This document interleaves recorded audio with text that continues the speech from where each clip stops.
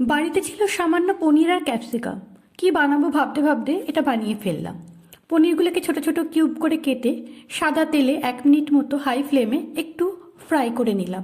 তারপর গরম জলে একটু নুন দিয়ে তার মধ্যে পনিরগুলোকে ভিজিয়ে দিলাম। এরপর কড়াতে 1 চামচ তেল দিয়ে দিলাম লবঙ্গ আর ছোট এলাচ। এরপর একে একে দিয়ে দিলাম ক্যাপসিকাম কুচি আর বেল পেপার কুচি। তারপর দিলাম 1/2 চামচ আদা কুড়োনো আর একটা মাঝারি সাইজের টমেটো কুচি। এরপর এর মধ্যে দিয়ে দিলাম সামান্য একটু নুন।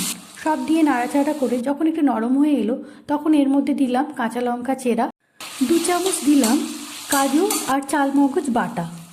এরপর একটু নাড়াচাড়া করে নিয়ে এর মধ্যে দিলাম সামান্য আর একটু নুন আর 1/2 চামচ মতো চিনি। সব দিয়ে নাড়াচাড়া করে ওই বাটার জলটা দিয়ে দিলাম আর একটু ফুটে উঠলেই দিয়ে দিলাম ভেজে রাখা পনিরগুলো। এরপর নামানোর আগে সামান্য ঘি দিলাম।